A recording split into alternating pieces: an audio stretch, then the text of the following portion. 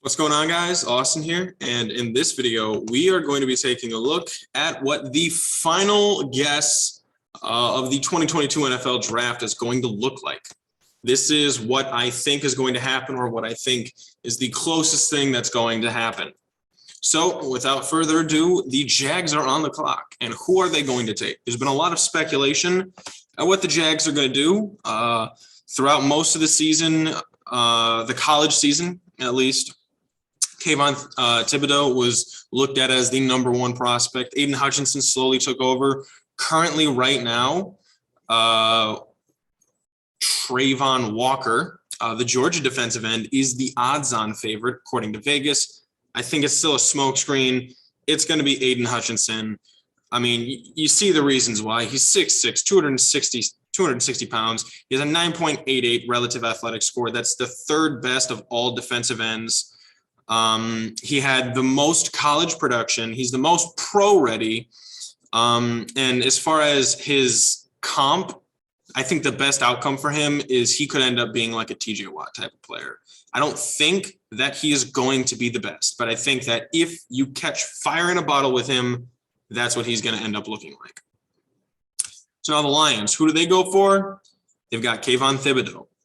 6'5", 254 pounds. He is a monster athlete. Also, completely exceptional on that RAS score, that relative athletic score. He ran I think it was a 4.5 40, just ridiculously fast.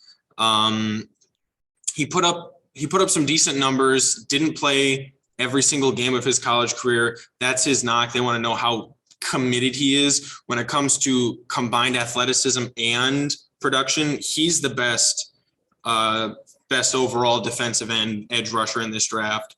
And I think his best outcome is a Jadeveon Clowney. And what I mean by that is, like, the physical traits that Jadeveon Clowney has are arguably the second best in the entire NFL, right behind Myles Garrett. Now, Jadeveon's problem is, he's not really a worker. He doesn't put in the effort. He might not work every single play. If Kayvon can get around that, he could easily be, a top 5 defensive end in the league. At offensive tackle, Evan Neal is going to be starting for the Houston Texans, whether it's at left or at right tackle. Today is the, 5-year, 6-year anniversary of when Laramie Tunsil's gas mask bong video came out. I just saw that today. It was hilarious. And it really doesn't matter where Laramie Tunsil plays. I believe Evan Neal can step in and be just as good as him. He is 6'7", 360 pounds. He's an absolute unit on the football field. He has a 6'9" wingspan. He is by far the most pro-ready offensive lineman. And if you want a comp for him, if he stays healthy, he's going to look just like Mekhi Becton in New York. Speaking of New York, the Jets are going to be taking defensive end Trayvon Walker, who originally I had going, I think, 12th to Minnesota. But for some reason, he's just shot up draft boards until right now he's the betting favorite. And you can see why. He's 6'5", 275 pounds. I mean, just that's mostly muscle right there. He has a 9.99 relative athletic score, the second best of any player in this draft. He's got the elite combination of size and versatility. He can play all over the defensive line as well as outside linebacker. I could argue that he has the highest upside in this draft as far as what he can do, because he can go so many places. And because of that, I'm going to put him in as my comp for him is Khalil Mack. Probably first ballot Hall of Famer, multiple time All-Pro, Defensive Player of the Year type of guy. For the New York Giants, their pick from Chicago, I have them taking Ahmad Sauce Gardner. He's 6'2", 190 pounds, just amazing measurables. He has the best nickname in college, which goes a long way. In college, he registered at 6 interceptions and 12 pass breakups in 20 games, which is crazy because he rarely got thrown to. He never allowed a single touchdown in college. He never gave up more than 13 yards to a single wide receiver. And for me, I have his comparison as Patrick Peterson. He could end up being the best player in this draft if all things, come out equal. It's just, can you really take a cornerback? I mean, Patrick Peterson, first ballot Hall of Famer. If you redo that 2011 draft, Cam Newton still probably goes number one. J.J. Watt, Von Miller go ahead of him. Then you can argue Patrick Peterson, Julio Jones, kind of situations like that. But the Giants would be absolutely stoked to get a guy like Ahmad Gardner. With this 6th pick, the Carolina Panthers take Akeem Ekwonu, a big-bodied offensive tackle who is able to play guard and tackle. He's very versatile. He's incredibly fast. He can swing with so much power and momentum. That really helps with sweep plays. It's definitely what Carolina's looking for in an offensive lineman. He has an 8.5 RAS score, which is very high for an offensive lineman. He has a 7-foot wingspan at 6'4", which is incredible. That would go miles for playing the guard position. Because if you remember, Evan Neal has a 6'9" wingspan at 6'7". It's 2 inches longer than he is tall. But at 6'4", Akeem has a 7-foot wingspan, meaning he can get his hands on defenders way before they can get their hands on him. And if he's strong enough, he can keep them from getting their hands on him at all. Like I said, he can play guard or tackle, and his NFL comp is Jason Peters. At the 7th pick, the New York Giants get their 2nd selection already. They're going to be taking offensive tackle Charles Cross from Mississippi State. He's got very similar measurables compared to Akeem Ekwonu, 6'4", 307, 310 pounds, a little bit lower on the RAS, 6'8" wingspan, still amazing. He's technical, he's intelligent, and he's violently athletic, meaning he starts low and he knows exactly where to put his hands. He knows exactly how fast, what leverage he needs, where to put his body. My NFL comp for him is DJ Humphries, the super versatile offensive lineman that the Arizona Cardinals use for a lot of their plays on the goal line when they end up getting touchdowns in crazy ways. With the 8th pick, the Atlanta Falcons are going to be taking wide receiver Drake London out of UFC. He's 6'5", 219 pounds. Dare I say it, this is the closest thing we've seen to Calvin Johnson since Calvin Johnson. He missed 4 games last year, but he still registered 1,084 yards and 7 touchdowns. He has the best combination of size and speed in this year's draft. My comp for him is Mike Williams. Mike Williams is 6'6", 220 pounds. They're excellent deep ball threats. They can high point the ball. They're great as far as boxing out, getting like those basketball rebound balls. The only knock on him is he's not an elite route runner, but it's hard to run elite routes when you're 6'5", 219 pounds running a 4.4 40. At number 9, we have the first quarterback taken off the draft, the Seattle Seahawks, in their pick that they got from the Denver Broncos in the Russell Wilson trade, are going to be selecting Malik Willis, the quarterback out of Liberty. Full disclosure, I do not think Malik Willis is going to be the best quarterback in this draft, but he has the best potential and he fits Seattle's mold the best. There's a lot of players that a lot of teams could select. We go back to these early picks. I think Jacksonville would be smart to go offensive line, but they're probably going with a defensive end. Same thing with Detroit. They could really do anything, but defensive end is probably the best bet. Houston Texans, again, offensive tackle is probably the best bet, but they could really go with anything. New York Jets, they have a pretty decent offensive line, so they're probably just going to go best player available. Giants, probably best player available. Panthers, they could take Malik Willis. They could take Kenny Pickett. Kenny Pickett committed to Matt Rule when Matt Rule was coaching at Temple. And so, there's a complete curveball in and of itself as to, what are the Panthers going to do? I still think they're probably going to go offensive tackle. They're going to go smart because they're not a huge fan. They're not sold on these quarterbacks. Giants, again, second pick, you got to go best player available. Your team is trash. Atlanta Falcons, this is an interesting one. They could go quarterback. They could go the best defensive player available, which is probably going to be Kyle Hamilton at this point. They could take one of the defensive ends. It'd be a little high, one of the remaining defensive ends, but, they need a wide receiver. And I think teams draft for positional value, not positional value. They draft for need a little bit too much. And that's why they have this wide receiver taken. Seattle, I don't think they quite need a quarterback right away, but they can't let this guy continue to slide. They got lucky that Malik Willis fell all the way to him. But you look at his measurables, he's 6'1", 219 pounds. He has exceptional speed and strength. He's built like Josh Allen at the size of Russell Wilson. So he fits exactly what those receivers, what those coaches, what everybody in that building knows. You see his production, 64% completions, 2,250 yards, 20 touchdowns and 6 interceptions, which is by no means amazing production. And you could say, oh, he played at a small school against small schools, but he also played at a small school with small school players, blocking for him, catching from him.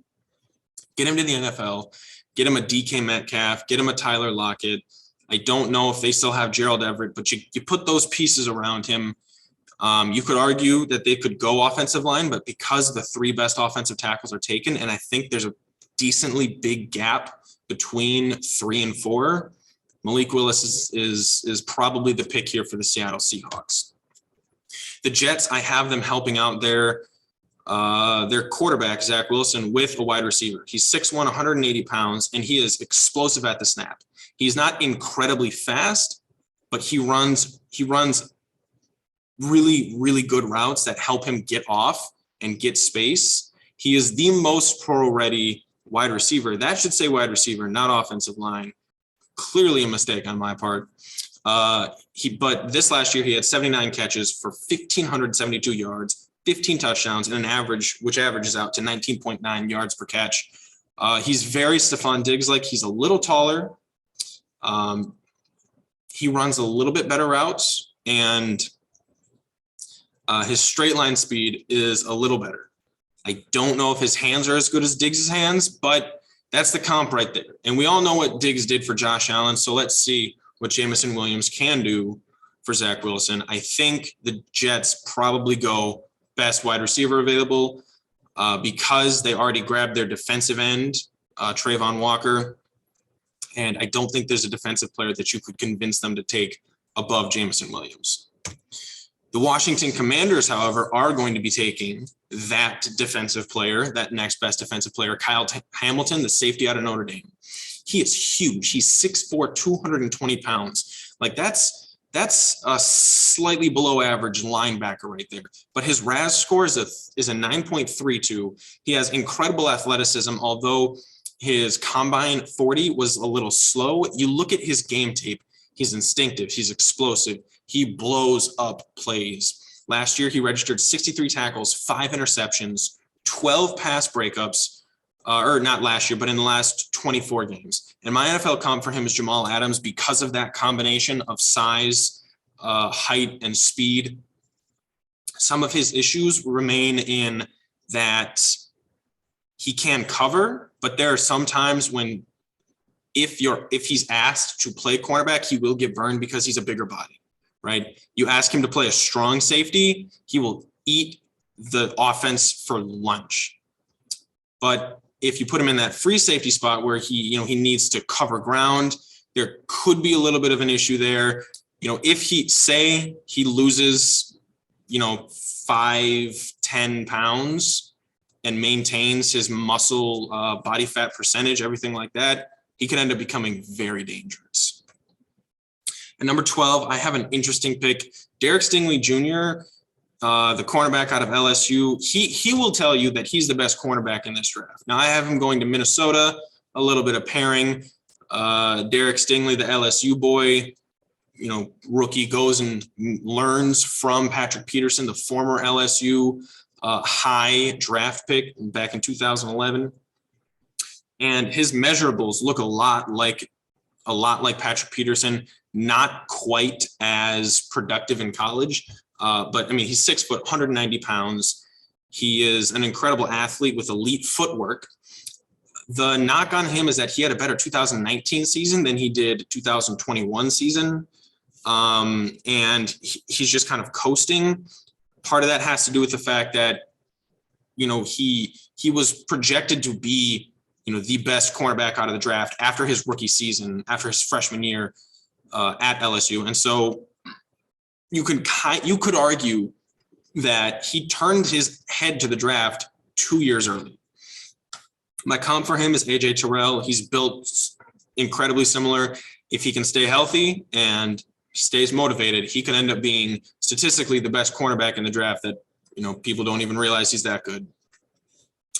With the 13th pick, the Houston Texans have traded their draft selection to the Pittsburgh Steelers, who leapfrog a couple teams that might not necessarily need quarterbacks, like the Eagles. They'd be leapfrogging the Eagles. They'd be leapfrogging the Chargers. They'd be leapfrogging the Ravens. And I think the Saints are in there. Now, the reason I have them doing this is because the Saints could possibly take a quarterback, and they don't want to risk anybody else trading up. They feel like the 13th pick is an attainable draft spot for them. And so they're going to trade up, which this is funny because this is the Cleveland pick that they're getting through Houston. And they're going to select quarterback Kenny Pickett, who is a little controversial. He's got small hands. He turns the ball over a lot because of it, picks and fumbles. But he's 6'3", 217 pounds. He has elite athletic measurements. He registered a 9.54 on that relative athletic scale.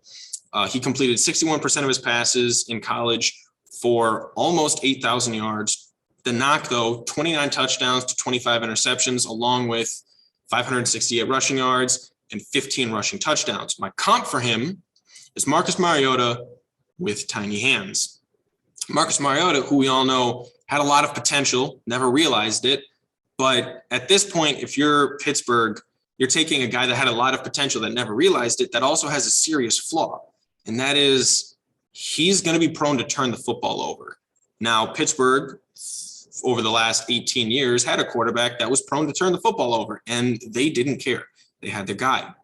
I think this is what's going to happen. If I was Pittsburgh, I wouldn't do this. There's other quarterback that I would target at 13, but he's the hometown kid, and I think this is the move for them. If they don't do it, somebody is going to.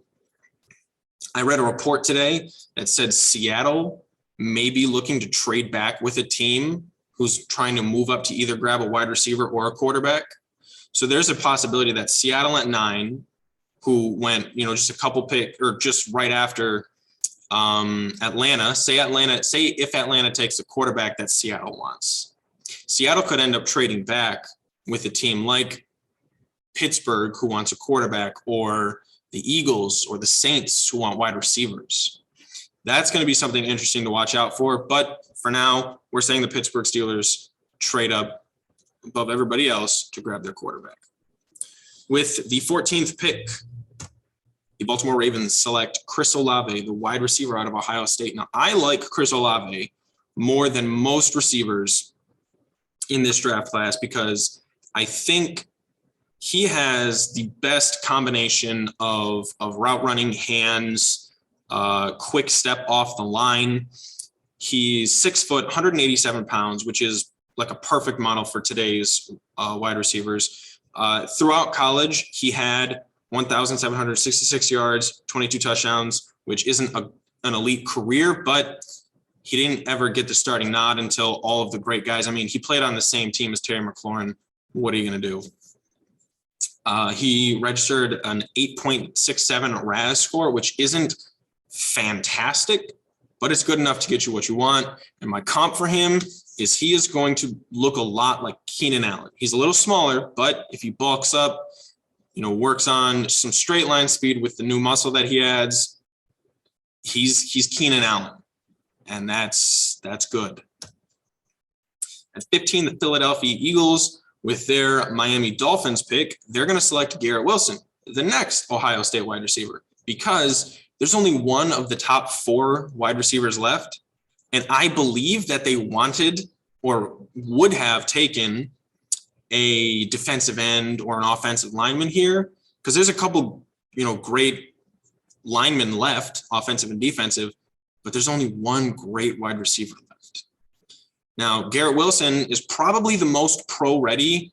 It's probably between Chris Olave and Garrett Wilson. Garrett Wilson, he's got excellent jump ball ability, kind of like what you would find with an Allen Robinson or even somebody like an A.J. Brown, Terry McLaurin, but he's also got some decent speed. He ran a 4.3 840 at 5'11", 183 pounds. You look at him, he plays a lot like McCole Hardman, a little bit better jump ball. He has strong field awareness, so that's going to be working in his favor. He registered a 7.77 RAS score, which is not bad, not fantastic, but it's well above average.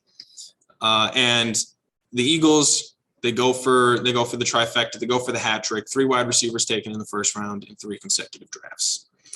I believe they'd be the first team to do that since the Detroit Lions back in the early 2000s.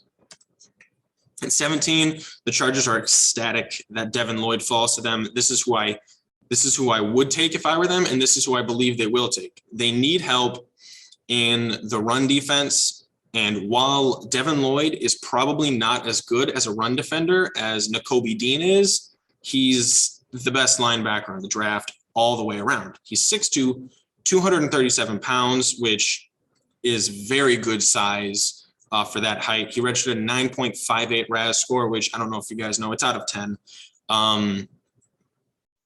That relative athletic score, he is physically and mentally superior to pretty much every opponent that he's going to come into contact with on the field. He's the size of Derrick Henry playing linebacker, coming in through those holes. My NFL comp for him is Fred Warner, excellent all around. He's never going to just bite on a pick or, go for a blitz to get a sack and accidentally give up a pass to a running back that was just streaking right past him. He is probably the most fundamental linebacker in the league, Fred Warner is, and I think that's who the Chargers are getting in Devin Lloyd. Now, the New Orleans Saints, the pick that they got from Philadelphia, originally from Indianapolis, I have them taking Desmond Ridder, quarterback, Cincinnati. He fits the perfect mold of what the Saints believe in at quarterback. Now, this came from, I believe it came from Bill Parcells that Sean Payton learned, and I'm sure that he taught it to the defensive coordinator that is now their head coach, whose name escapes me right now. But you needed to have certain traits. You needed to complete over 60% of your passes. You needed to have started 30 games, and you needed to be a winner. You needed to be competitive, long-time starter. That's everything that Desmond Ridder is right here. He's 6'4", 211 pounds. He had a 9.6 relative athletic score. He could easily be the best athlete of all these quarterbacks. And that's talking about Kenny Pickett, Malik Willis, these athletes that we've already seen have great measurables.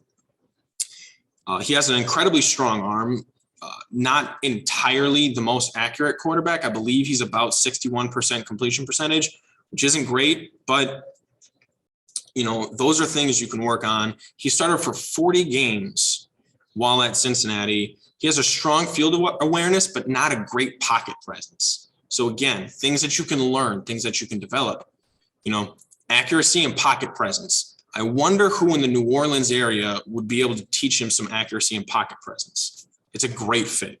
And I think that's why the Saints are taking this. They want a wide receiver, but if Desmond Ridder falls to them, I think they're going to do it. He had 10,239 passing yards in college throughout his career. He had 87 touchdowns, 28 interceptions, which, again, anything above 2-1 is pretty much just sauce, icing on the cake, whatever you want to call it. My comp for him is Jameis Winston. Right now, as I am saying this, I am just realizing that Jameis Winston is on the Saints. That is not on purpose. He's an incredible athlete who has a few things that he needs to work on, but could easily end up being a top-of-the-line quarterback if he puts his head down and works. At 18, I have who the Philadelphia Eagles were wanting to take out at 15, George Karlaftis, the defensive end from Purdue. Now, George is an excellent athlete, 9.2 on that relative athletic scale, 6'3", 266 pounds. He's explosive and powerful, but the problem is his production dropped every year that he was in college. one reason or another for that. You hope that he wasn't a one-year wonder in college. But my comp for him is Derek Barnett, a guy with great measurables who never really seemed to put it all together. I think just now, as I'm saying this, I'm realizing that Derek Barnett is on the Philadelphia Eagles, which is interesting that I just did that in two consecutive picks. Didn't mean to do that, but I believe that Karlaftis is the guy for them, completing the trenches for that Philadelphia defense. Number 19, I have the Saints grabbing a tackle to protect their brand new quarterback. I have them taking Trevor Penning, the offensive tackle out of Northern Iowa. This man is massive. He's 6'7", 325 pounds. He's a lot like Penei Sewell in that regard. He registered a 9.96 on that relative athletic scale.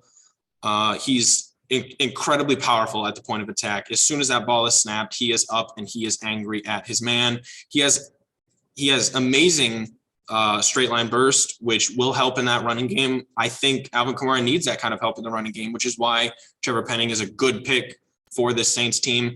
And my comp for him is Matt Filer, the right tackle, and I believe he's now playing right guard for the Chargers. Just an absolute unit of a man.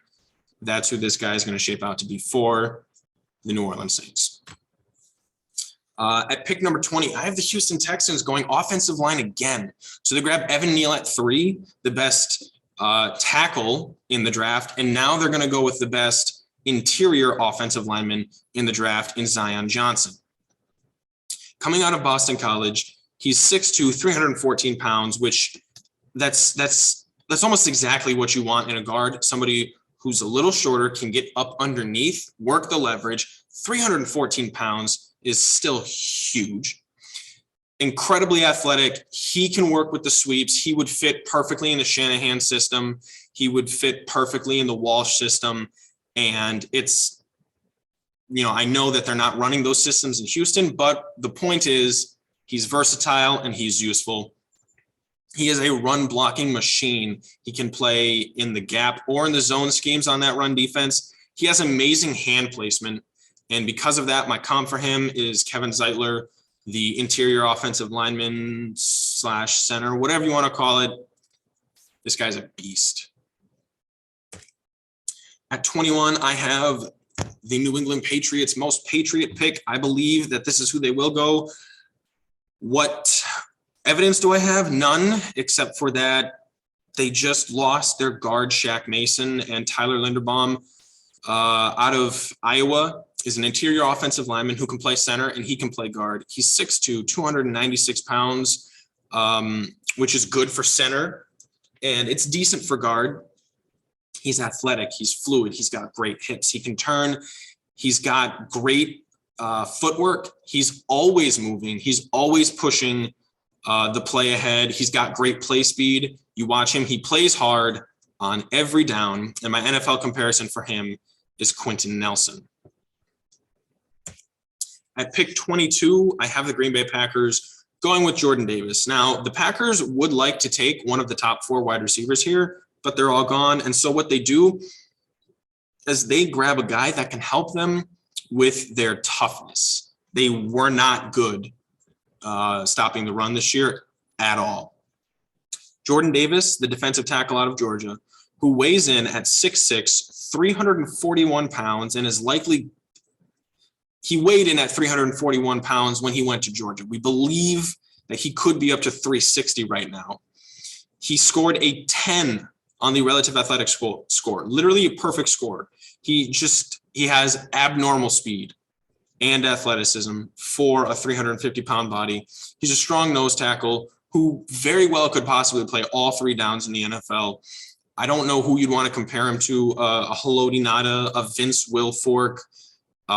Just grab the largest man that you think you know on your team, add about 40 pounds and 3 inches to him, and then make him as fast as your team's middle linebacker. And that's who you're getting in Jordan Davis. The only problem and the only question with him is, can he play all 3 downs? Because if he's a first and second down player and he can't stay on the field for that third down, not explosive enough to get to the passer, or he doesn't have the wind to play 3 downs every single drive, it's going to be difficult. But at 22, this feels like a steal for the Packers, and I think this is who they're going to end up going with if they can get their hands on him. At 23, I think that the Cardinals are probably going to go offensive line, unless just some amazing defender like Kyle Hamilton or Devin Lloyd has just magically fallen to them this far. I mean, they've got a quarterback who's not happy with the situation. They say Kenyon Green, 6'3", 237 pounds. He was a lot closer to average, 5.93 on the RAS scale. But he makes up for it completely in his technique. He comes out of his stance with such violence and such speed that he is going to get on his guys, and he's going to get the correct hand placement too. He has elite technique. My comp for him is Richie Incognito, the interior offensive lineman for the Raiders.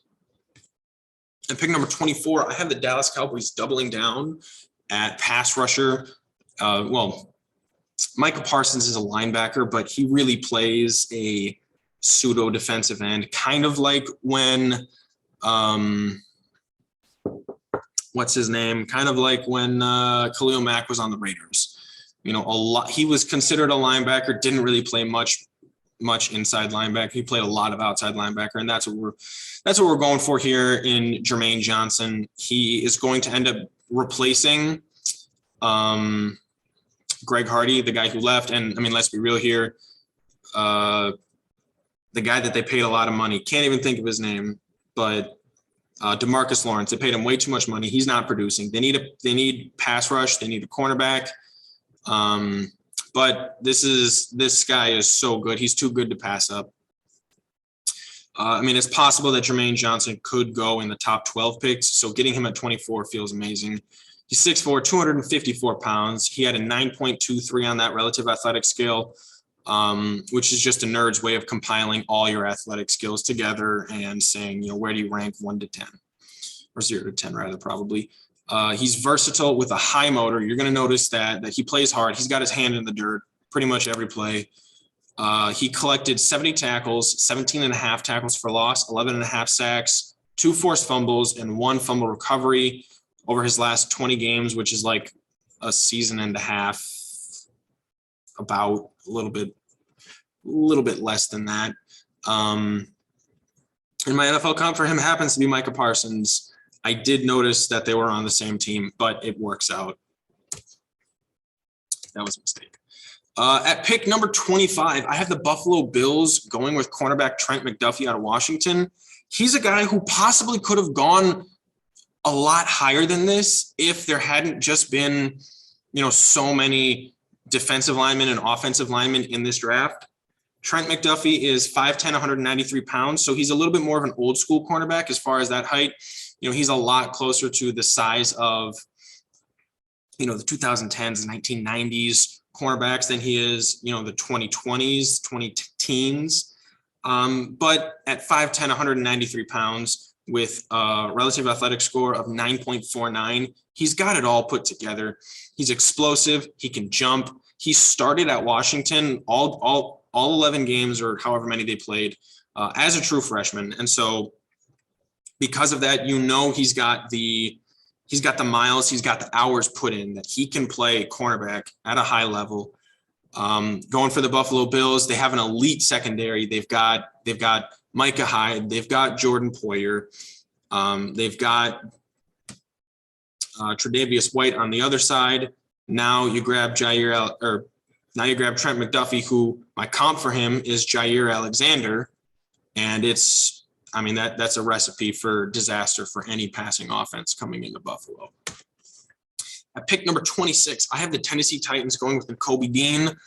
I normally would have thought that Nakobe Dean would have gone higher, and early in the process, it looked like he was going to be a relatively high draft pick. But, as the process goes on, there were talks that he ended up going in the second round. I doubt that. He's 5'11", 229 pounds which is a little bit short, but he's still got the bulk and he's still got the speed. He has great instincts and he is fast running downhill. Imagine him meeting Derrick Henry in practice every day. It's not going to be pretty. He collected 72 tackles, 10.5 tackles for loss, 6 sacks, 2 forced fumbles, 5 pass breakups, and 2 interceptions last year. My comp for him in the league is Jeremiah Owusu-Koramoah, an absolute baller in the run game. And very, very good in the passing game. He's everything that you'd want in a franchise linebacker, especially at the pick number 26. The Tennessee Titans have elite pass rushing defensive tackles. They drafted a cornerback last year who I don't think they want to give up on already. There's a couple cornerbacks that they could take here, but they're going to go linebacker and, really double down on making sure that defense is the best in the AFC South. At number 27, I have the Tampa Bay Buccaneers going with Andrew Booth Jr. It's time for him to have gotten taken. Clemson had a phenomenal defense last year, and that was partly and in large part due to the work that Andrew Booth Jr. did on number 1 cornerbacks. He is 6 foot, 194 pounds, so a little bit bigger than Trent McDuffie, who is 5'10", 193.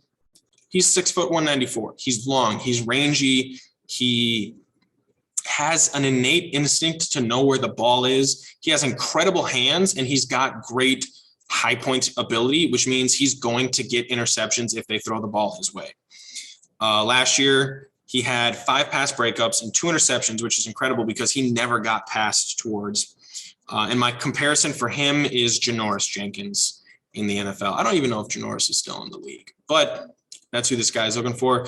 Tampa Bay absolutely needs help. They have a great pass rush. They have that front 7 taken care of. They're set on the offensive line. They're set mostly at wide receiver. You're going to need to help Brady as much as you can. Running back is a little bit of a question, but there's no great running backs to take at 27. And there's obviously no quarterback for the future. They're going with a cornerback here, and it's probably going to be Andrew Booth. At pick number 28, I have the Green Bay Packers taking Treylon Burks. He reminds me a lot of a Deebo Samuel. He's got that ability to play that versatile style of football. He's 6'2", 225 pounds. He's big, physical, with deceiving athleticism for his size. He is both willing and able to play the run block on the offense. And my pure comp for him would be A.J. Brown. He's built like that big body, strong receiver that's just going to go out and dominate defensive backs.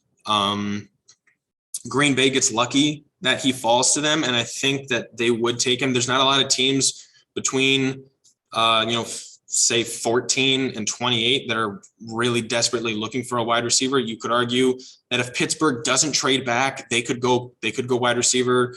A team like Kansas City could move up and take another wide receiver. They could move up to say 10, take a wide receiver and force Treylon Burks to go, to one of the teams that was going to take that receiver. But I think this is the way it's going to play out, and they're ecstatic about it.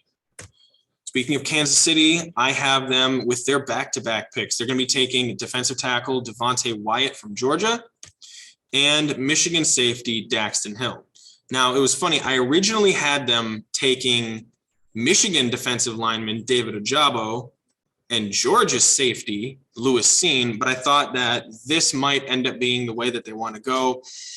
David Ojabo is he injured his Achilles during, I think it was his pro day. And although he's a defensive end, which is a little bit more valuable than defensive tackle, I think that they like the defensive ends that they have now. And this would be a great pairing with those guys, Frank Clark and can't even think of the other guy's name on Kansas City, but it's a good pairing. Devontae Wyatt is 6'2", 304 pounds. He scored a 9.58 on that relative athletic score. He's burly. He's got a strong frame. He doesn't have a lot of name recognition because he played on that stacked Georgia defense, which is going to come with first rounders all over, like Nakobe Dean and a Trayvon Walker and a Jordan Davis, possibly a Lewis Seen, all of that. But my NFL comp for him is Kenny Clark, that solid defensive tackle in Green Bay who is borderline Pro Bowler every single year. And I know when you draft a first rounder, you're not going to say, oh, you don't want a borderline Pro Bowler. Well, I mean, you think about it, it's like, okay, well, every single year there's, Aaron Donald's going to make the Pro Bowl. And then you've got the guy in Philadelphia. Can't even think of his name. Now I feel bad. But there's pretty much like 2 defensive tackles that start most any games for every team, and it's a difficult position to get in the Pro Bowl, All Pro for. So if your comp is Kenny Clark at 29, that's a good pick. The Michigan safety Dax Hill is one of the most versatile players we've seen. Not quite as versatile as Jabril Peppers, but he's probably more of a pro player than Jabril is. He's 6 foot, 191 pounds. He scored a 9.05 on that RAS. He ran a 4.3 40. He can play all over the defense. Some places will have him listed as a cornerback, some as a safety, some strong safety, free safety, nickel, dime, cornerback, wherever you want to put him. He's probably better than most starters at whatever position you want to put him at. Last year, he registered 69 tackles, 4.5 tackles for loss, half a sack, 2 interceptions, 8 pass breakups, and 1 fumble recovery. Because of that, obviously my comparison is the most versatile defensive back in the league, Micah Hyde. In Kansas City, after losing, and they're probably going to lose, Tyrann Mathieu, they will love putting Daxton Hill in that secondary. At 31, the Cincinnati Bengals grab a guy who's probably going to take Eli Apple's spot as CB1, push him to CB2, and, just prepare the team for life without Eli Apple. A lot of people don't like him, say he's a bum. He's a starter. He is a starter. He is one of the top 30 cornerbacks in the league. He might be 30, and you might not like that, but you can't have a top 5 player at every position. So the Cincinnati Bengals are going to go with Florida cornerback Kaiir Elam. He's 6'1", 191 pounds. You're getting closer to what today's cornerback feels like. He scored an 8.62 on that RAS. He is fluid. He's got great motion. He's got elite footwork. He's physically dominant with incredible recovery speed. If he gets burnt, he's fast enough to not get burnt. It's a trait that guys like Jalen Ramsey and an AJ Terrell, a JC Jackson have. And I think that speed is going to help him as long as he can pick up the proper technique. There's a few cornerbacks that I could see going here, but Kaiir Elam feels like the best guy. And my comp for him is Jalen Johnson, that defensive back that's in Chicago, really just waiting to put everything together. And at 32, I have the Washington Commanders trading up for that Detroit pick that they got from the Rams to take a quarterback.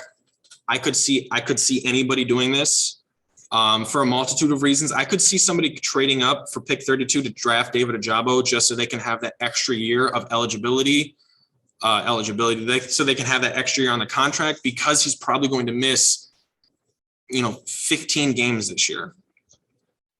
So he might miss more, but either way, some team is probably going to trade up, take pick 32. They might offer, depending on how far back they are, they could offer their current second round and next year's first round because they want a quarterback with the extra year or whatever. I think this is a realistic possibility. The Commanders need a quarterback for the future. So I'm just going to say that they take a quarterback here and they go with Matt Corral. They could take Sam Howell, but Matt Corral, he's 6'1", 212 pounds. He has a live arm. He's somewhat of a dual threat. In his last 20 games, he completed 66.6% of his passes for 4,699 yards, 35 touchdowns, 17 interceptions, which again, that 2-1, that's what you're looking for. But he also had 641 rushing yards, 5 touchdowns. My comp for him in this league is Baker Mayfield, a little bit more athletic Baker Mayfield, a little bit taller Baker Mayfield, but his passing ability feels a lot like Baker Mayfield, where he can, and Baker went first overall. Like, a lot's happening to him right now, but more athletic Baker Mayfield probably still gets the job done in Cleveland. More athletic Baker Mayfield probably doesn't have Deshaun Watson traded to that room. So that's pick 1 to 32. Then here's a couple stats, things that I want to go over. So by position, you see how many players I have selected in the first round at each position. The only positions that I don't have being drafted on the offense/defense are tight end and running back. By position, 5 defensive ends went, and there are 3 guys who I could see all rising into the first round. Other players would have to drop out, but I've got 32 guys that I would say are first rounders. Then there's 3 defensive ends, another offensive tackle, 2 more cornerbacks, 2 more wide receivers, a quarterback, 2 safeties, a linebacker, and another defensive tackle, who I could all realistically see. Now, if anybody that I didn't put in my 32 and these guys right here don't make it, or if somebody else does make it into the first round, that's going to be really confusing. But anyway, by the position, I had 5 defensive ends selected. I could see Boye Mafe out of Minnesota, Nick Bonito out of Oklahoma, I think, and David Ajabo out of Michigan, all going in at an edge rusher position. 4 offensive tackles were taken. Bernard Raymond out of Central Michigan. I could see him going. I have 5 cornerbacks in. I could see Jalen Petrie, who is listed at safety, but I think he's more of a cornerback, and Roger McCreary out of a certain college school that does exist within the NCAA, going in at cornerback. I doubt there'll be 7 cornerbacks taken, but likely it would be somebody swapping in Jalen for somebody else. I have 5 wide receivers that I believe are going in the first round. You could also see Christian Watson and Jahad Dotson, both guys who are slated to go in the top 40. I have 4 quarterbacks that are going to go in the first round projected. This is the number 1 position that I would not be surprised to see only 1 or 2 go. But my last quarterback that would be in there would probably be Sam Howell. I have 2 safeties in the first round. Lewis Cine is probably my best player that didn't make this first round.